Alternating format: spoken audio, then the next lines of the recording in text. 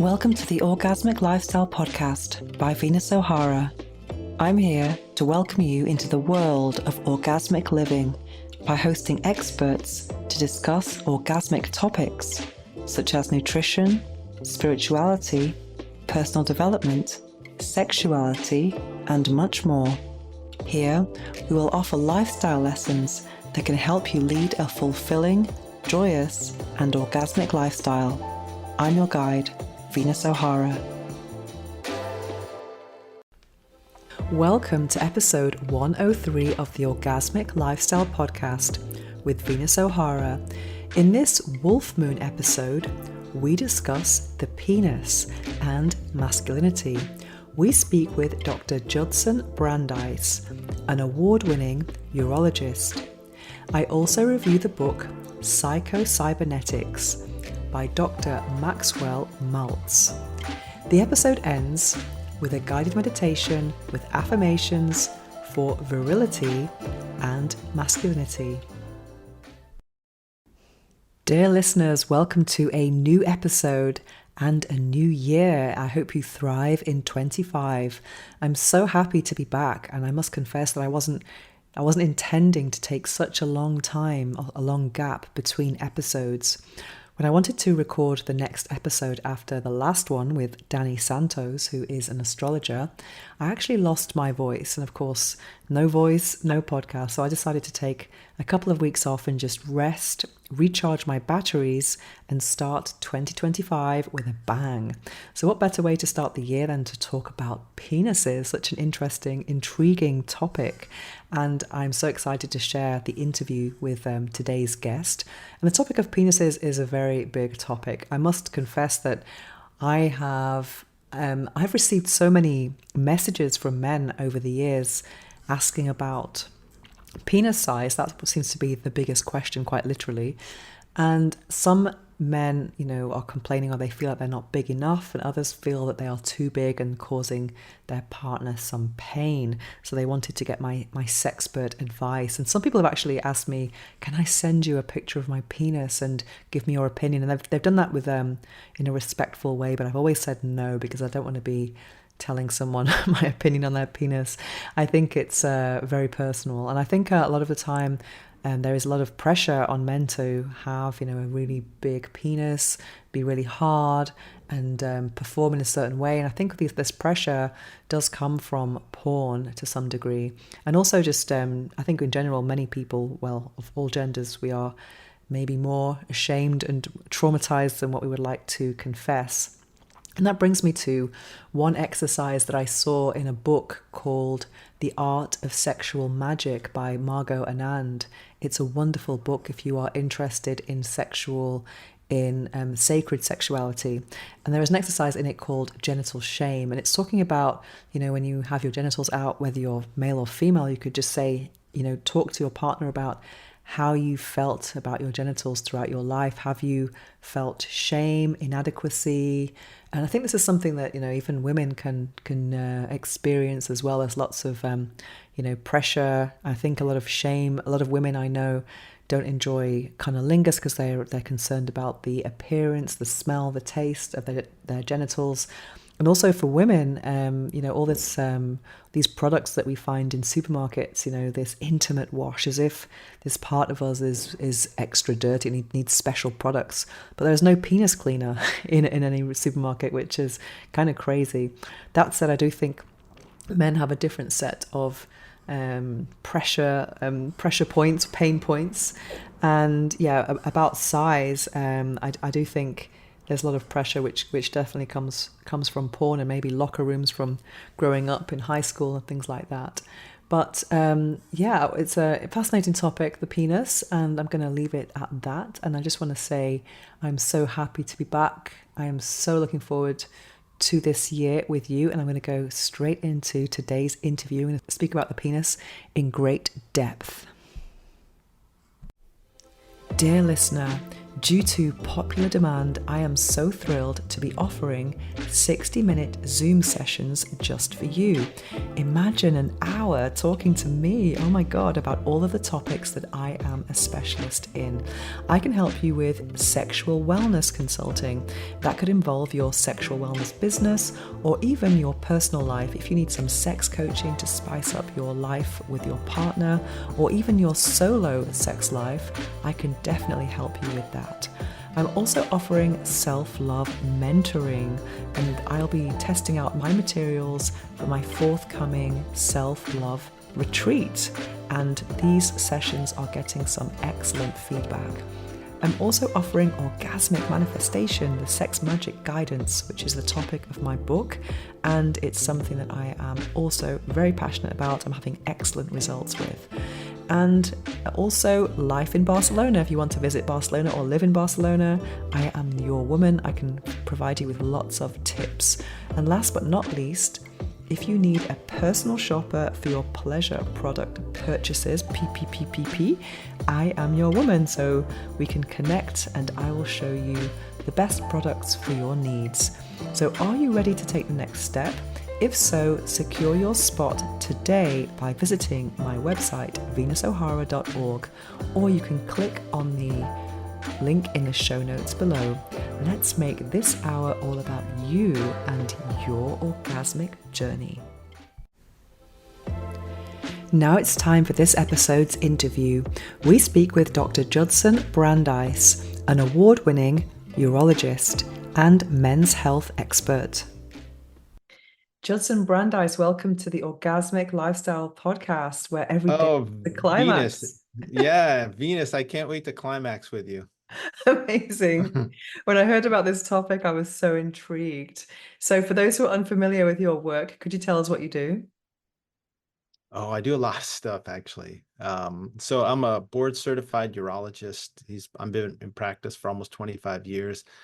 I started out really interested in prostate cancer. I helped pioneer surgical robotics. I built kidney stone centers. I helped pioneer MRI guided prostate biopsies. And then about 5 or 6 years ago, I became interested in regenerative urology. So the ability to help men who no longer were able to get erections to be able to get natural and normal erections again. And so I helped do research in low intensity shockwave therapy and platelet rich plasma. And one of my recent projects has been P-Long, which is the first natural way to, and totally safe way to increase the length, girth, and function of a healthy man's penis. This is the biggest question that people ask all the time. So what inspired you to follow this path? I love being on the bleeding edge, not just the leading edge, but the bleeding edge of technology. So when I was doing surgical robotics, I was doing it years before the private practice guys. We had the second Da Vinci surgical robot in the country. I started doing MRI guided prostate biopsies when the academic guys were doing it. And I just like having the tech that no one else has. So I guess I imagine you studied medicine and then you went into this particular specialty. Why this specialty and not something else?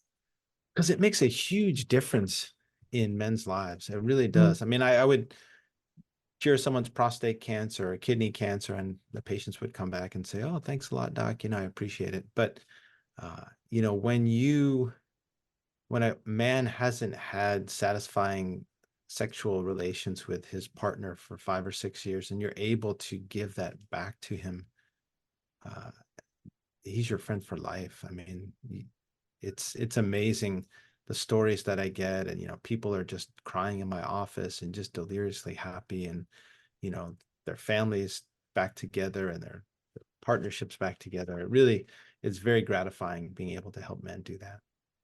Amazing. So tell us, what is the P-Long protocol? Yeah, so I mean, like I honestly, as a total disclaimer, I could care less how long guys' penises are, right? Okay. The function of the penis is procreation and Hmm. urination. And if you can procreate and you can urinate, your penis is just fine, Hmm. right? But 300,000 American women each year get breast implants, right? And not all of them have breast cancer. So people just want things that are bigger and better. And so I would see guys in my office that had either fillers or fat transfers or ligament ligations or the pneuma implant and have horrifying complications. And I just decided, listen, there's got to be a better way. And I've done research at American Red Cross with the guy that figured out how to freeze blood for transfusion. I had spent a year at Harvard Medical School with a Howard Hughes Medical Institute fellowship in the lab where they did the first living-related kidney transplant. I did a year of outcomes research with Mark Litwin at UCLA. So I have a lot of research background. And I was doing research in my office, and I figured there's got to be a better way to increase the length, girth, and function of a healthy guy's penis. And so I wrote a research protocol. I got it IRB approved, which means that there's an institutional review board looking at the research that I'm doing. I had it listed by clinicaltrials.gov, which is the NIH website. And then I did the research. It took about 2 years. We had 30 patients in the study. I presented the results at the Sexual Medicine Society of North America and the International Society of Sexual Medicine. So these are all the academic urologists that focus on sexual medicine. So it's really vetted by the top people in the world because sexual medicine is just filled with people making outrageous and ridiculous claims. And so, my study has been vetted by the top people in the world, and then it's published in a reviewed journal called Andrology. And all that information is available on our website, which is p-long.com. So, the point of it is, so many people out there say, oh, you take this pill and you're going to perform like a porn star, your penis is going to be 16 inches long. Like, we all know that's bullshit, but can I curse on your show? A little bit, not too much. Okay, not too much. Okay. Okay.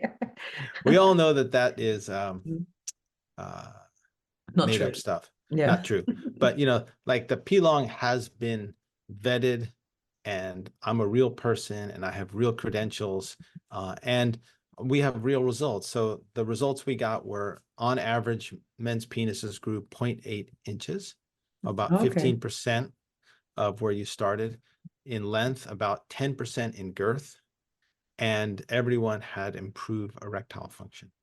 So what kind of is it something like they would go to you for a visit and there's a procedure, or is it something they do at home? What is it exactly? What is Yeah, the so it's a combination, and we have 50 or 60 providers around the United States and a couple international. Mhm. So you don't have to fly to San Francisco, although it's really nice out here, but Mhm. you don't have to fly all the way out here to see me. You can fly to see someone else who's trained in the P-Long protocol. But basically what it is there's a traction device called the RestoreX device developed by a friend of mine at the Mayo Clinic. And you use that 20 minutes twice a day, and that's for length. Mhm. There's a penis pump developed by the Dr. Joel Kaplan people, and that's for girth. And you use that 12 minutes in the morning and 12 minutes in the evening. And then you take the Affirm nitric oxide boosting supplement. It's a supplement that I formulated that boosts nitric oxide, which boosts circulation. And then the secret sauce is PRP. So PRP is platelet-rich plasma. So the platelets in your blood contain clotting factors, right? Everyone knows when you cut yourself, platelets go there and they release clotting factors and they cause a clot. But the other thing platelets have are growth factors. So Mhm. that's the reason when you cut yourself, you heal. It's because all those growth factors get released and heal up the wound. And how many sessions would it take to start seeing results? Yeah, so it's a PRP injection once a month for 6 months. Mhm. And the patients start seeing results within the first 2 or 3 months. I laid out all the curves of all the patients to see if there was a trend, like, are people growing more in the first 3 months, or people growing more in the second 3 months? And there wasn't a clean distribution on those curves. So some people grow early and then plateau, and some people grow late. So the first 2, 3 months, they're looking at me like, doc, how come nothing's happening? But then the last 4, 5, 6 months, things are growing better. And then the thing is, I had to artificially set the end of the study at 6 months because, once you have statistical significance of data, then, there's no reason to keep Mhm. going on the study. You write it up, you publish it, et cetera, et cetera. So, but I had many of the patients in the P-Long study continue on month after month after month, and they continue to get gains. And so, that's the real benefit is if you're 6 inches and you want to get to 7.5 inches, you're not going to do that in 6 months, but maybe in a year, maybe in a year and a half, you're going to be able to achieve your goal. And then I had a patient that came in the other day and he's like, doc, uh, I love you. This has been great, but I'm not going to come in anymore. And I'm like, how come? You've been doing so amazing. And he said, well, my wife said that I'm too big for oral and I'm too big for anal, and I need to leave at least one orifice open. Okay. So we're talking this increase is erectile length or flaccid length. Erectile length, right? Flaccid Okay. length is totally variable. Okay. You know, if you just come out of the cold ocean, you're going to Mm, be really, really small. And if you're in the room temperature room, you're going to be a little bit mm, bigger. And if you're in a sauna, you're going to be bigger than that. So flaccid length is very variable, but erectile length is pretty consistent whether you're in a cold pool or a hot sauna. mhm. I've made some videos on my YouTube channel about does size matter? Of all the questions that I get, like for women, it's always how can I have an orgasm? And with men, it's always about penis size. And some people have even asked me if like they could send me a picture for my opinion, not even just trying to send a dick pic, but they actually are genuinely worried. And it's so interesting because there's so many. There's so a lot of complexes around this topic. Even the big guys, so people think that bigger is better, but even those guys are complaining that their partners are, talking about pain and it's uncomfortable. So it just seems to be on each side of the spectrum. There's a lot of Yeah, and that's really interesting you comfort. bring that up Mm. because in the P-Long study, it wasn't like all guys with small penises. Okay. A third of the guys had small penises or like less than average penises. A Mm, third of the guys had average sized penises, and a third of the guys had penises that were above average.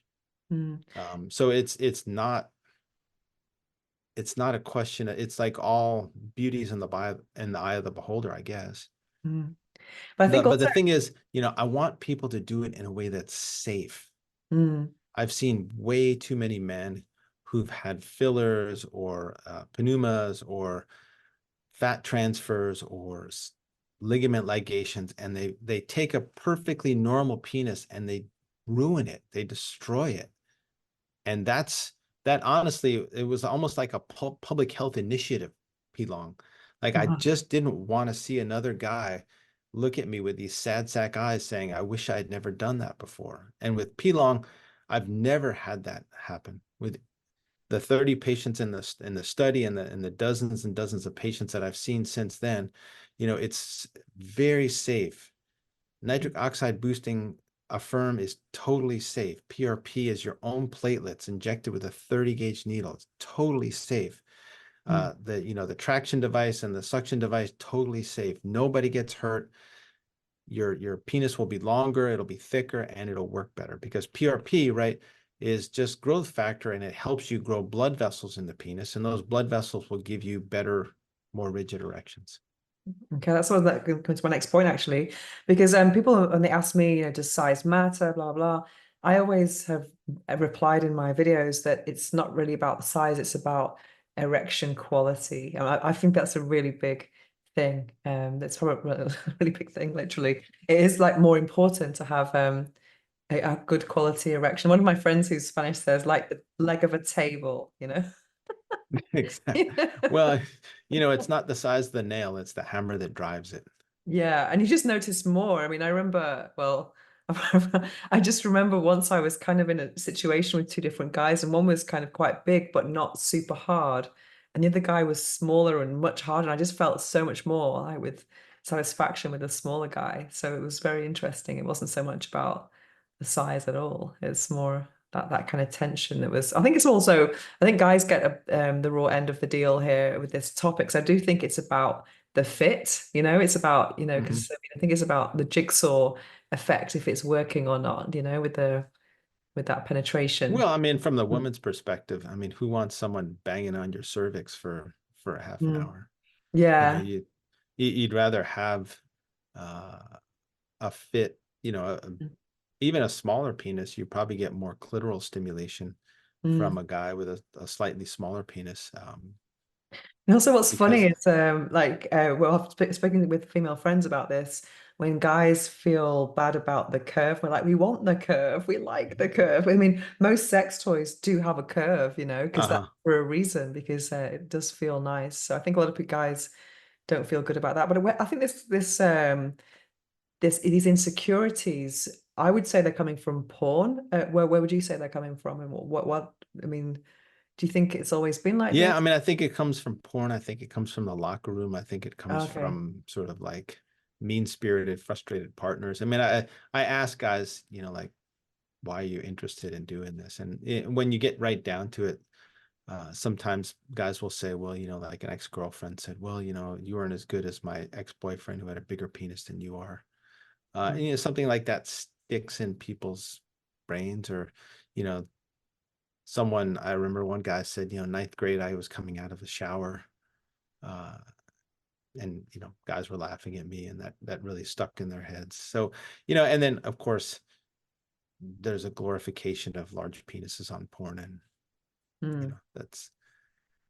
it's detrimental, but that's just the way it is. You watch movies and you see, James Bond or these kind of characters that are doing things that normal humans can't do.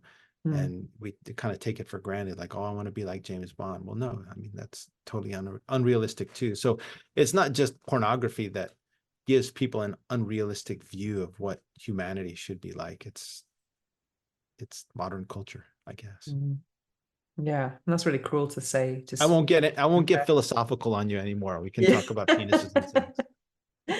Okay, so tell us about some maybe dangerous things that you've seen people do to increase their size. You think people using, what's the craziest thing you've heard?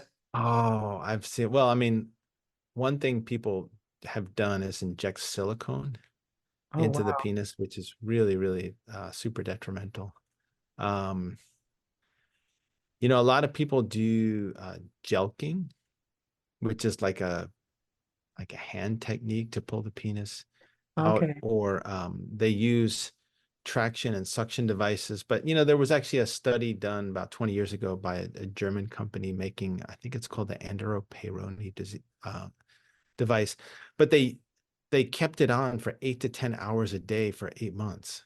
Oh, And that wow. was how they got an inch in length, which, I mean, I guess you can do it that way, but most people don't have jobs where you can put a device on for 8 to 10 hours. That's the beautiful thing about the P-long study, is that it's a half an hour in the morning, half an hour in the evening.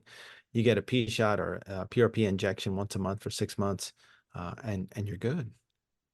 And you don't have any foreign bodies, right? So I had a patient that came in that had a pneuma device, which is like a What's silicone a taco. pneuma? Oh. Yeah, pneuma is like a silicone taco that they surgically put over the erectile bodies and under the skin. And this Uh-huh. guy was like a 25-year-old, otherwise healthy guy with a reasonably normal penis. And then he got infected. So he was in the hospital for a week. Then he had to have it taken out. Then he had to have two other corrective surgeries, and he's still not normal. So here's a guy, 25-year-old healthy guy with a normal penis that functions just fine. He can procreate, he can urinate. And now he's had 4 surgeries. It cost him a boatload of money, and he's got a messed up penis. Wow. The Right. And implications are that's just, huge. Mm. yeah, I mean, it's really sad. Mm. It's really like, that's tragic that somebody felt the need to do something to get a bigger penis for whatever reason. And it ended like that. Whereas if he had done P-long, he would have gotten maybe an inch in length, a half an inch in girth, better function, and absolutely no risk of Mm. any problems. Speaking of young people, I've read that PIED is the most common form of erectile dysfunction these days, like porn-induced erectile dysfunction. Do you know anything about that? About these issues? Because you mentioned earlier before we got online about the aging person who's, Yeah, I mean, weight like and I've certainly seen some of it. I mhm, haven't seen a lot of it. I mean, cardiovascular disease, I think by far is the the culprit. the preponderant cause of erectile dysfunction in men over 50, but I would say probably porn-induced erectile dysfunction is probably a vast majority for men under the age of 40. And Mm. the thing is, like, men are stimulated in 3 ways: tactile, Mm. fantasy, and visual, right? So, tactile is tactile, but if you're you start out watching Pornhub and you see a man and a woman, then a man and two women, then a man and 10 women, then a man, 10 women and a donkey, and then man and 10 women and a donkey and, whatever. Like you totally become desensitized from both a visual and a fantasy standpoint, so that whatever real life is represented now Mm. it isn't realistic anymore. It's like watching NBA basketball and then thinking like, well, if I watch NBA basketball, I'm going to be as good a basketball player as LeBron James. Like, Mm. I'm sorry, it just doesn't work that way. It's like when you think about the cavemen, how many women did they see a day? You know, Oh compared to yeah. now, in the smartphone. It's Well, just, I mean, animals, they only look at women when women are in heat. yeah. That's it. I mean, there's like a hormonal cycle Mhm. that says I'm available, and otherwise you better get the hell out of the way because you're going to get, bitten or clawed. Wow. Wow.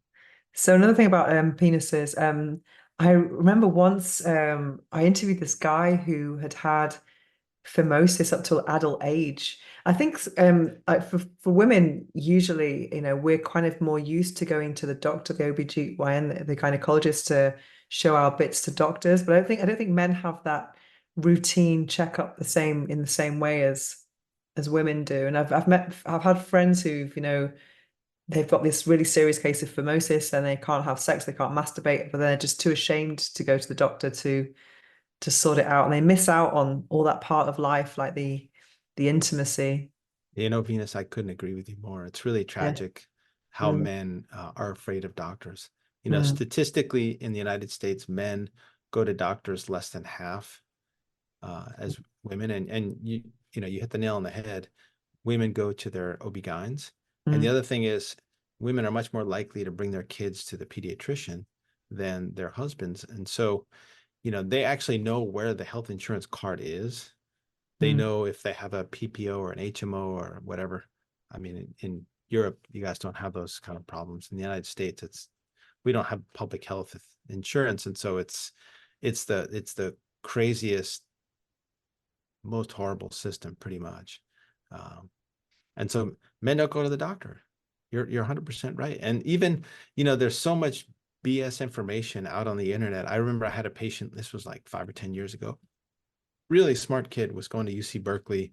I saw him before he was going to college, and he had phimosis, couldn't pull his foreskin back. And I said, dude, you need a circumcision. He's like, well, I read on the internet that it hurts really bad. I don't want it.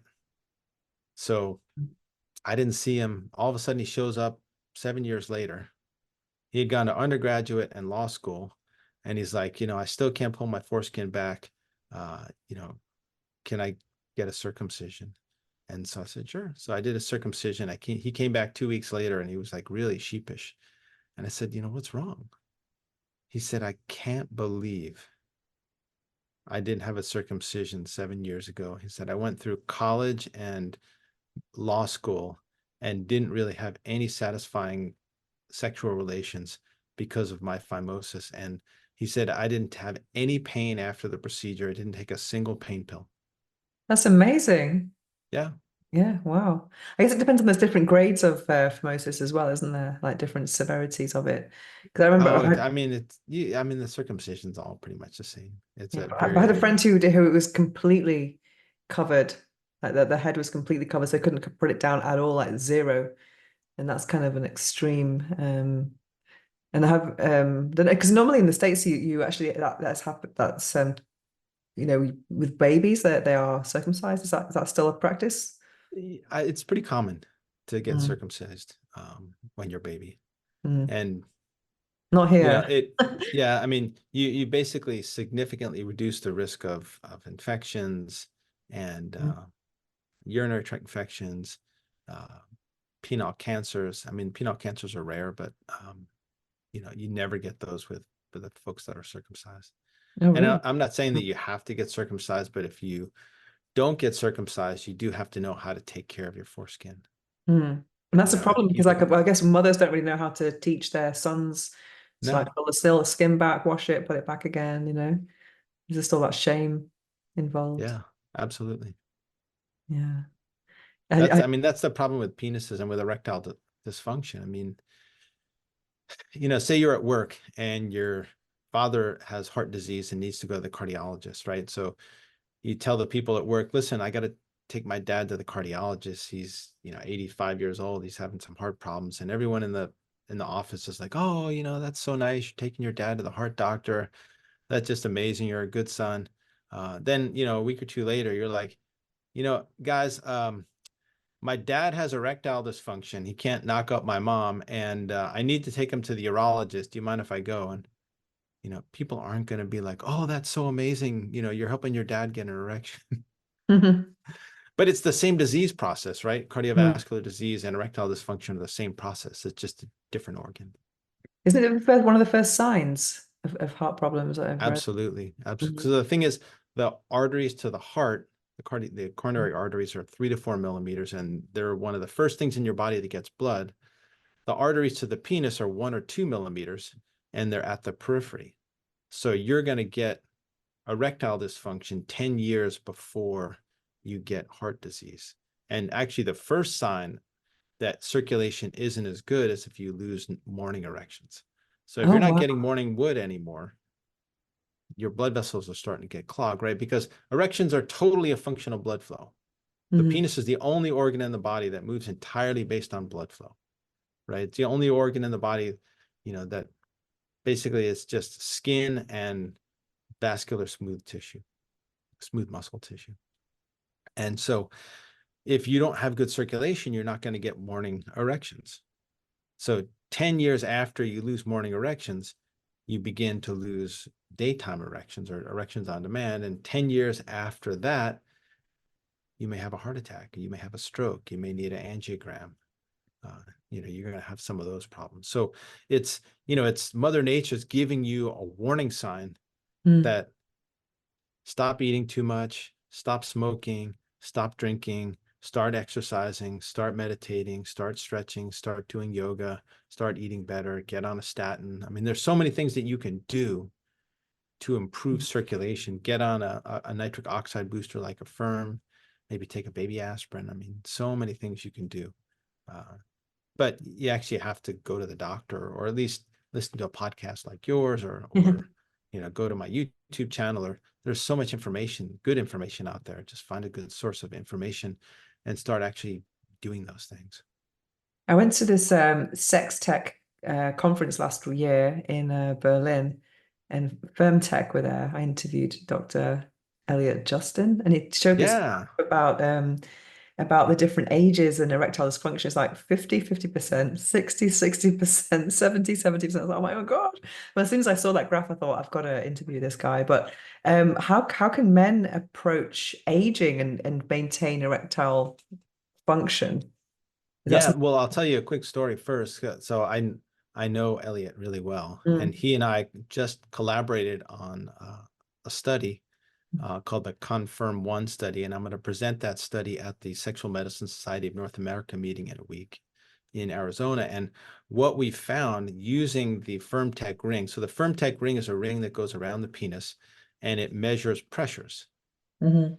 And when you get erections at night, you measure it as pressure. And in a healthy man, you should get 30 to 60 minutes of erections every night. And so what I did is I wanted to prove that the Affirm nitric oxide booster improves nighttime erections. And the way it does it is nitric oxide in your body creates something called cGMP, and cGMP opens up blood vessels. So if you take Affirm before you go to sleep, theoretically, you should get better nighttime erections. So what we did is we had subjects who were patients in my office wear the ring 2 nights, not taking Affirm, and then the next 2 nights while they took Affirm. And what we found is 33% improvement in nighttime erections over not taking Affirm, Wow. which is pretty amazing because it's a totally safe supplement, Mm, right? And the only reason that drug companies aren't bottling it and selling it is because you can't patent it, right? It's watermelon and beets, and it's been in the public domain since it was discovered in 1998. at UCLA where I was in residency. So, um, but I use it as a blood pressure medication. People use it for athletic performance. Bodybuilders use it. Elite endurance athletes use it. It improves cognitive function, Mm. right? If you're over 60 and you're not thinking quite as sharp, take 2 tablets of Affirm in the morning, 2 tablets of Affirm in the evening, and it will improve blood flow to the brain. The brain is very sensitive to oxygen consumption and glucose consumption. And so if your circulation is able to deliver oxygen and sugar to your brain, you're going to think better. I mean, it's not magic, but anyway, the reason I brought that up is that Elliot and I collaborated on that study, and he's on that abstract. And the really, really, really cool study I'm doing right now is the Confirm-2 study, right? Because I'm going to teach you a little biochemistry if you don't know it already, Mhm. right? Nitric oxide makes cGMP, cyclic GMP, and cyclic GMP opens up blood vessels. Okay. And when I was at UCLA, my friends and professors discovered that there's an enzyme in the penis called PDE5. And the reason it's so amazing is that PDE5 is only in the penis. So there's other PDE enzymes all throughout the body. So like there's PDE1 in the brain, there's PDE6 in the eyes, which is why you get bluish haze sometimes when you take Viagra. There's PDE4 in the lungs, which is why you can use Viagra for pulmonary hypertension. But PDE5 is in the penis. So if you block PDE5, then you keep cyclic GMP available and you keep blood vessels open, right? So theoretically, there should be a synergistic relationship between a PDE5 inhibitor and a nitric oxide booster. But there's only been one study ever written, and it was done using purely subjective data, meaning that they asked questions to the subjects like, rate your erection 1 to 4, right? Mm. Which is really totally bogus because you could have a great night the night before and it would be a 4, and you could have a lousy night the night before and it would be a 1 or a 2, right? What you want is purely objective data. And that's what the FirmTech ring provides, is purely objective data. And so what we're doing is for 2 nights, you take 40 milligrams of Viagra. So a full dose of Viagra is 100 milligrams. So you're not taking a full dose. You're just taking like a 40% dose of Viagra. And then the next 2 nights, you take 40 milligrams of Viagra and 2 Affirm tablets, right? Is it So the film theory, that's behind you? That's the supplement that you have created. yeah, this is the Affirm right up there. Okay. And what we've found, because I did the first, I'm always the guinea pig, Mhm. um, is that there were dramatically better erections when you combined a nitric oxide booster and a PDE5 inhibitor like Viagra. And this is going to be really, really important when we finish the study and we present it and publish it, because the thing is, a lot of guys can't take a full dose of Viagra because they get headaches or facial flushing or stuffy nose or reflux. There are a number of minor but irritating side effects from taking Viagra. Mm. And so if you can't take 100 milligrams, but you can take 50 milligrams, and then you take a bunch of Affirm, which is a totally safe supplement, with the Viagra, you'll be able to achieve almost the same results as maybe you're taking 80 or 100 milligrams. And so that's going to really help. I mean, there are literally millions and millions of men worldwide that can't take full doses of PD5 inhibitors because of side effects, and they're going to get the benefit of a combination. Wow. So I actually read somewhere that there's I don't know if this is true, you can tell me if I'm right or not. There was like a classification of 4 levels of erection quality. Is that correct? Like there's like Well, level 4 would be yeah, like I you mean, the can thing is, penetrate, and then 3 almost, and then 1 and 2 just a bit of swelling. yeah, I mean, so it's really interesting doing research in sexual medicine, because erectile function is a function of physiology, but it's also a function of psychology and Mm. stress. Like, I mean, you know that as well as I do. And so, you could have great um, physiology, right? Great blood flow. But if you have anxiety, if you have depression, if you have stress, your erections aren't going to be strong. Mm. And so that's what makes it really challenging. And so you can ask questions, but sometimes they don't really give you the right answer. um, in terms of what someone's physiologic potential is. And then the other thing we can do is use an ultrasound and look at blood vessels, but we're injecting a medication into the penis to stimulate an artificial erection and then measure blood flow. But still, these are 1 or 2 millimeter arteries, and it's very difficult to sort of standardize what we call the peak systolic velocity, how fast the blood is pumping into the penis, and the end diastolic velocity, which is how quickly the blood is flowing out of the penis. So if you've heard of a venous leak, Mm. right, your end diastolic velocity should be close to zero, right? Because you should be pumping blood into the penis and there shouldn't be much blood trickling out. But if your end diastolic velocity is 6 or 8 or 10, it means you're pumping blood in, but you're not trapping it in the penis and blood is trickling out. So, I Does mean, that mean those you're are, losing the erection? yeah, exactly. Uh, So that's a guy that's has a full penis, but not a rigid erection. He's leaking blood out of the penis, or a venous leak. is that something Uh, that's health related? Could you improve that with diet, or well, I mean, is it just an aging to thing? get, Mm. I to my patients and on podcasts, I say I can get you healthier than 95% of men in 10 seconds. Okay. So don't drink, don't smoke, don't eat too much, exercise every day, don't eat too much cholesterol, get good sleep, do yoga, uh, stretch every day, and be nice to other people. Uh-huh. Right? If you do all those things, you're going to be healthier than about 95% of people, and you're going to have better erections because you're going to have better vascular flow. So I'm interested in how can you get up being nice to other people can make you have better erections? Is that just like from Oh, a because stress well, perspective? no, yeah, it's from a Yeah. stress perspective. I mean, there was actually a really, really interesting study done at Harvard. It's a very famous study. It's been out now, I think, 80 years. There's a great TED talk by the guy that runs it. And they followed, I think, 100 Harvard students and 100 kids from Southie, which is kind of the poor part of Boston. And they followed these guys every year, twice a year. And then they followed their children and their children's children and their children's children. And what they found is the most important predictor of health and happiness was the quality of your relationships. Oh yeah, sure. The, it's more important than did you go jogging every day, or did you take an aspirin, or did you take whatever, Mm. the quality of it. So that's why I include that. Amazing. That's a good. Obviously, you got to enjoy the erection as well. I mean, what's the point of all Exactly. that? All that pain and intervention. Yeah, all that work, and it's all dressed up and Just to no place to masturbate. go. Yeah. Tell us, I can see your book in the background, 21st Century Man. What is that about? That is the most comprehensive and medically accurate men's health book ever written.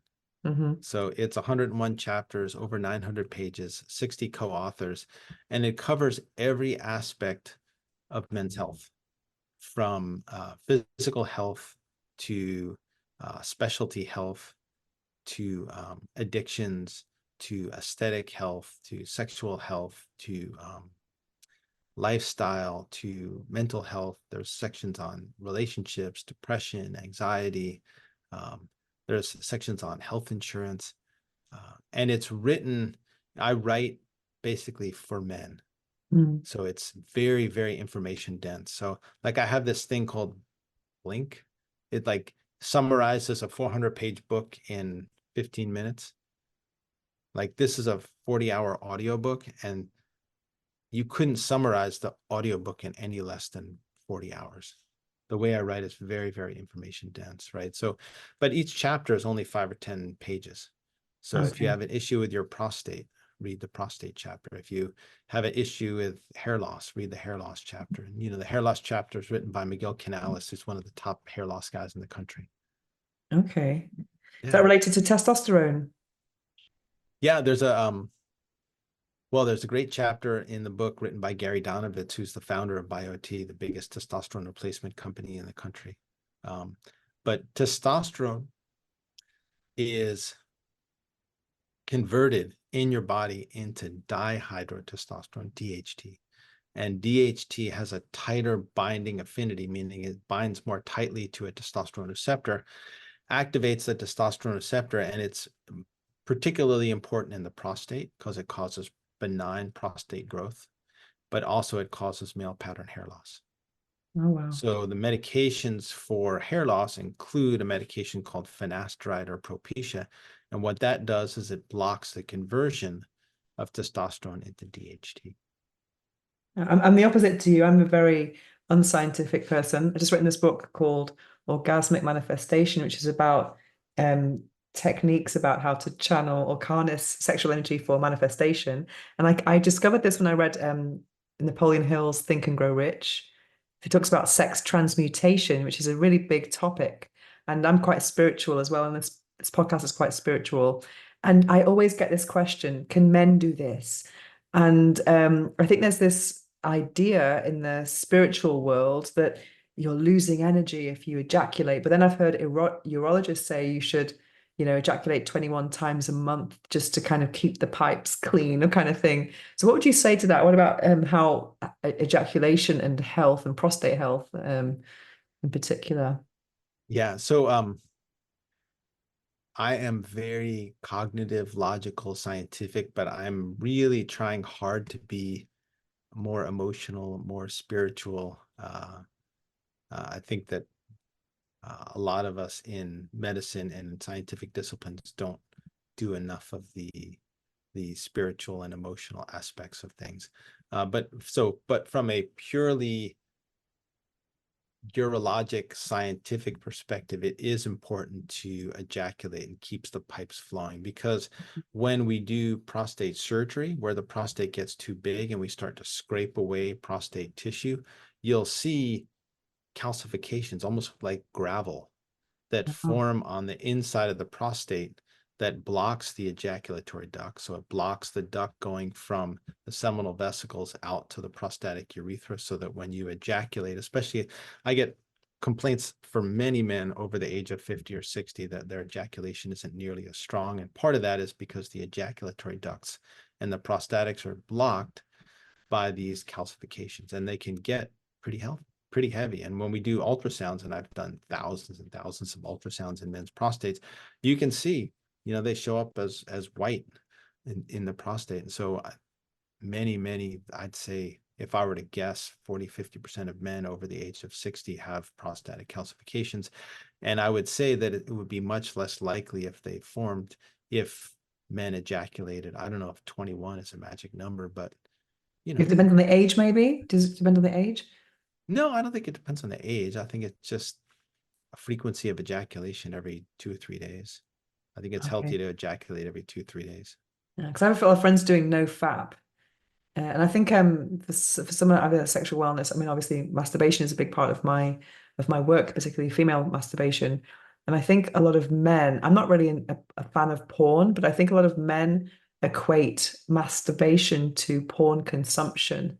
So they want to get away from the porn consumption, but so they completely shut down on masturbation. And I would like to propose you can masturbate without porn, maybe, and then you keep the pipes clean and not have that damaging your brain, or that imagery, or kind of having those effects on you, like we talked about earlier about the caveman compared to what people are seeing. Yeah. Well, I mean, if you don't Mm, drink, don't smoke, mm, eat right, exercise, and you're mm, nice to other people, you'll probably mm. have some partners and you won't have to Yeah. masturbate.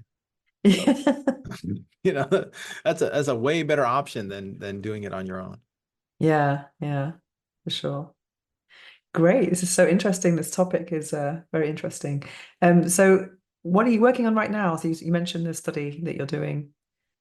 Yeah, I mean, I have the Confirm 2 study, which is a Mm, combination of Affirm plus Viagra. That's going to be super exciting. Let's see. I'm working with a company called Morphometrics on mm, a microvascular ultrasound technology to look at the growth of small blood vessels in the penis after regenerative technology. So after using low intensity focused shockwave therapy or platelet rich plasma or stem cells, you want to be able to assess the response to treatment. And if you basically rely on asking people like, well, did you have better sex last week? Mm, it's incredibly variable. Sometimes people will be like, oh, my wife had surgery, or, my wife was away, or who knows. mm, Um, so it'd be nice to have a a really accurate way of assessing the growth of new blood vessels. And so we're doing some really exciting work, and we're collaborating with Baylor University on that. And then let's see what else I have. I'm developing a new technology for the treatment of Peyronie's disease, which that's the is really curve, isn't it? exciting. Yeah, that's the curve, because it's really the only technology out there currently is a medication that costs about $40,000 for a full course of treatment. So what's the And difference most between concern, the curve, just like a normal curve, and then this disease? Where Oh, does it become? it's scar tissue. So it's a Okay. pretty sudden curve. And I can get guys with 60, 70-degree curves that, you know, you wouldn't want to have sex with, because it would be uncomfortable for you and it's Uh, uncomfortable for them. okay. It's painful, I guess. Yeah, painful Uh, for everyone. okay. So it's a question that I ask everybody. What is the book that changed your life? Well, the one that I wrote, because it took about Mm. 2 years of my life. Okay, definitely. Yes, yeah. That was been interesting to collaborate with these people. Was there any anecdotes anything you learned yourself that Oh gosh, I mean, I learned so much. I mean, I learned about diet, I learned about exercise, I learned about, we have amazing chapters on cardiovascular disease. We have amazing chapters on, um, and then we even have chapters on leaving a legacy. We have an amazing chapter for us Americans who have health insurance on how to use health insurance. We have a chapter written by, I don't know if you know Susan Bratton. Oh, I've interviewed her as well. Yeah. Yeah, yeah. Mm. So she wrote an amazing chapter on how to please a woman. Um, so all sorts of really cool chapters on everything you really need to know to be healthy as a man. Mm. Yeah, so we've had a few people in common then on this podcast. I interviewed her, How to Age Orgasmically. That was the title of our Nice. conversation. Yeah, Susan's great. Yeah. And what's the quote that you live by? Quote or affirmation that you live by? Oh, Be nice to people. yeah. I mean, that's one of them. Roll with the changes. Mm. Maybe, life's gonna change. You just have to be Mm. ready for it. Okay, is it you referring to age or what kind of changes? Everything. Mm. you know, what they say, the only thing that's permanent is Constant. change. Yeah, the only Yeah. thing that's constant is change. Okay, great. Well, hopefully the erections go up and down, so Yeah, let's be exactly. improving. So where can people find you? Oh, let's see. So, if you're interested in P-Long, Mhm. penile enhancement, it's p-long.com. If you're interested in my medical practice in Northern California, it's brandeismd.com, brandeismd.com. If you're interested in my book, just go to the 21st Century Man, all written out in letters.com. And if you're interested in Affirm or any of our other men's health supplements, go to Affirm Science, AFFIRM Science.com. And then I have a YouTube channel, which is Brandeis MD, and Instagram, which I don't even know what my Instagram is. If you look up my name under Instagram, I'm sure it shows up. Yeah, I think Um, I'm following you. Yeah. yeah. So you answer people's But questions a lot on it. I saw on your Instagram or sometimes, yeah, yeah, there's only so many hours in the day. yeah. I do a lot of stuff. Great. So what you so where can people find you? So that's it. So thank you so much for enlightening us all about the penis. It's been very Awesome, Venus. And interesting. next time I'm gonna do the podcast from one of my favorite cities, Barcelona. Oh yeah, for sure. I can take you Yeah. to the erotic museum. They have a 7 foot penis. Really? Yeah. Nice. All right. You know, he started actually as only 7 inches, and it was one of our P-Long success stories. Okay. Ours is like 7 foot. So yeah, that'll be extra. It's a wooden one as well. Yeah. Because it's actually this erotic museum. It's to commemorate the day of the penis in Japan or something like that. There's a Oh, day of the really? penis, yeah. Nice. So yeah, it's very religious in different parts of the world. I know some people who are Indian who have these lingams, these penis statues, worshipping them. Amazing. Great. So thank you so much for Well, joining thanks us for at having me on. Orgasmic Lifestyle and where every day is a climax. The book I'm reading now is Psycho-Cybernetics. Tap into the power of your subconscious mind. And this is by Maxwell Maltz. I think I've pronounced that okay. Well, let's see. It's Maltz. And this was first published, if I'm not mistaken, in 1960. And the reason I'm reading this book right now is because one of our future guests, Gabriella Rosa, who is one of the leading natural fertility experts in the world, she said this was the book that changed her life. And when I asked about it, she said it was about self-image, improving your self-image. And as someone who has struggled or is struggling, overcoming issues with self-concept, in my mind just when I had a light bulb moment, I thought I must read this book. And it's about, it's a plastic surgeon who noticed that when he performed facial surgery on his patients, that their self-image would change very quickly after the procedure within 21 days. Let's say if someone has had a lot of shame around having a big nose or not having a beautiful smile, all of a sudden when that wasn't an obstacle anymore or something holding them back, they had this new sense of confidence. However, he discovered that this self-image improvement wasn't present in all patients. So he wanted to delve deeper and see what was really going on. So that's when, obviously, unfortunately, you don't need to do any type of plastic surgery to actually benefit from the teachings of this book, fortunately. So it's all about self-image. That's something I've been struggling with myself, and it's something I've identified in the last couple of years, not feeling enough, imposter syndrome, and it's something I'm gradually improving. But let me read you a list of what is in this book. So it's about improving your self-image, learn to use your positive past, set and achieve worthwhile goals, develop compassion, self-respect, and forgiveness, cultivate the power of rational thinking, and discover the key to a happier, more successful life. At the end of each chapter, there are some exercises so you can note down what is, how it applies to your own life and the key messages. And another reason why I wanted to read this book, it was kind of on my list, but the real catalyst, the real incentive for reading it sooner rather than later was that I saw a post on LinkedIn that said something like, you can either read 52 personal development or self-help books a year, one a week, or you can read one book and apply its lessons for 52 weeks of the year. And that book is Psycho-Cybernetics. So that was like, okay, two people saying this is a great book, so I need to get this. And in addition to actually reading the book, I'm actually doing some subconscious reprogramming journaling work, and I got the prompts from ChatGPT. I've actually been using ChatGPT as my life coach, relationship coach lately, and it's kind of fascinating if you ask for prompts or for advice and how it can be very instructive. I think it's really interesting. So I've got this list of 20 questions to enable the process of subconscious reprogramming. And the 20 questions start with, the first section is all about identifying what the beliefs are, and then saying why they're not true, challenging those beliefs, and then creating new beliefs.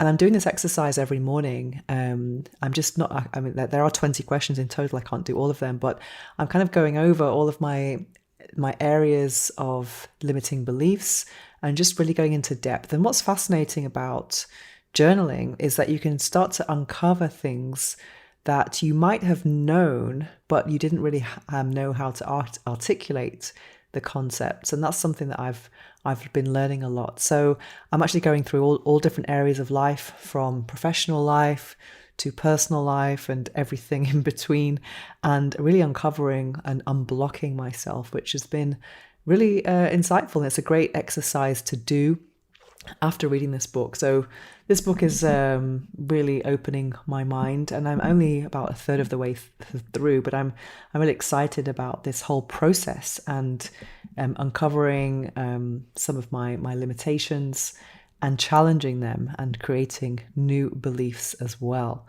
So yeah, it's a very interesting journey, because I do think that, self-concept, we only have in our life what we think we deserve.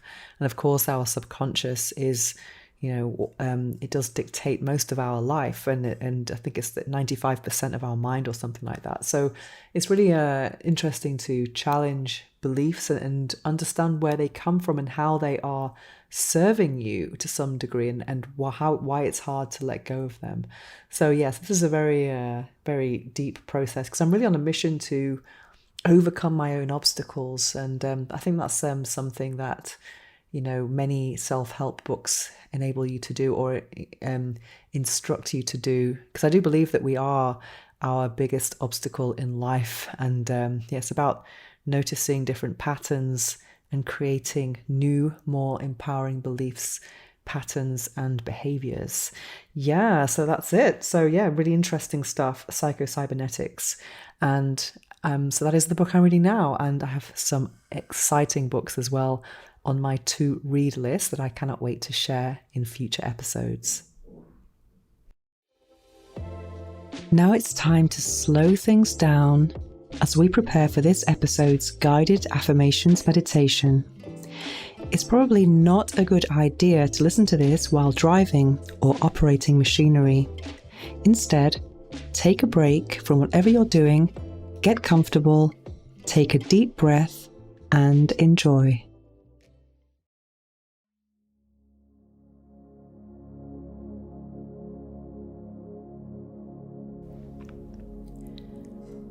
My body is strong, resilient, and full of life. I radiate energy, vitality, and masculine power. Every cell in my body vibrates with strength and health. I take care of my body. I am in tune with my body's needs and honor it with care and respect.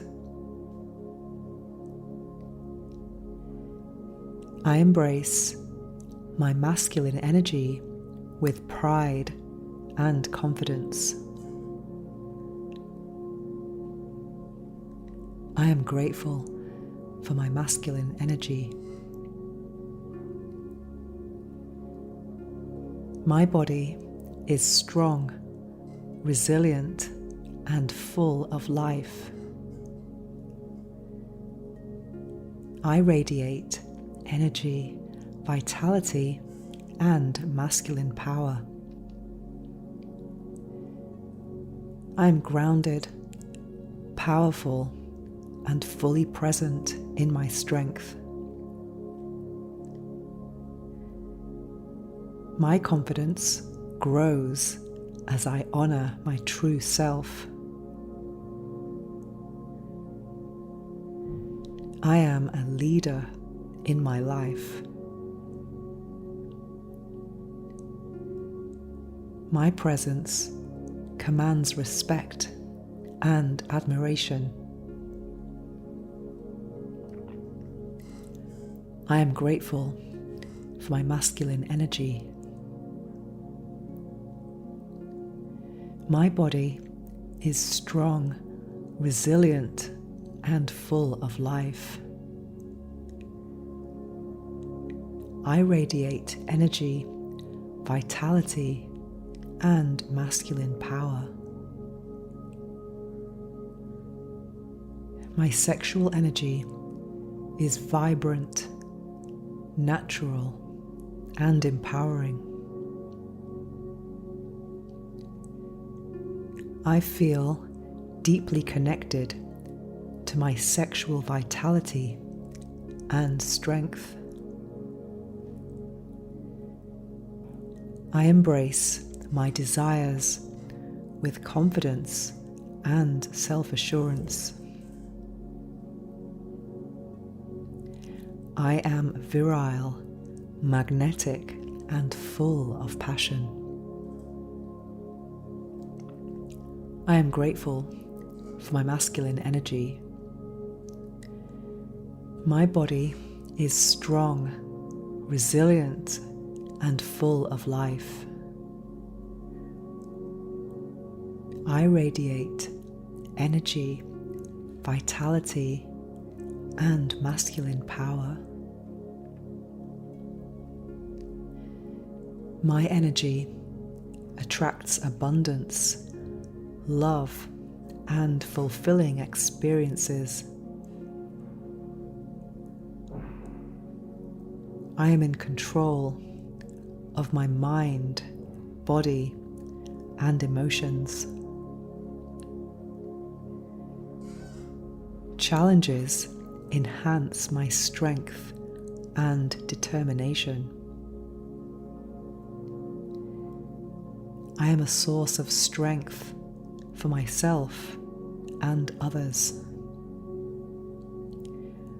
I am grateful for my masculine energy. My body is strong, resilient, and full of life. I radiate energy, vitality, and masculine power. I approach life with courage, determination, and enthusiasm. I am unstoppable in my pursuit of my dreams and passions. I am capable of achieving my goals and desires. My body rewards me with strength and endurance. I am grateful for my masculine energy. Dear listener, due to popular demand, I am so thrilled to be offering 60-minute Zoom sessions just for you. Imagine an hour talking to me, oh my God, about all of the topics that I am a specialist in. I can help you with sexual wellness consulting. That could involve your sexual wellness business or even your personal life if you need some sex coaching to spice up your life with your partner or even your solo sex life. I can definitely help you with that.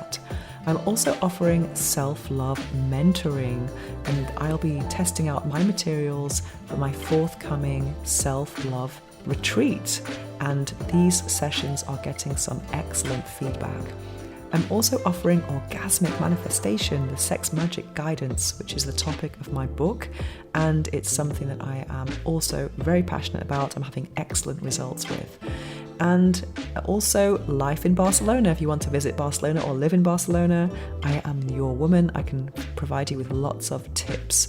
And last but not least, if you need a personal shopper for your pleasure product purchases, PPPPP, I am your woman. So we can connect and I will show you the best products for your needs. So are you ready to take the next step? If so, secure your spot today by visiting my website, venusohara.org, or you can click on the link in the show notes below. Let's make this hour all about you and your orgasmic journey.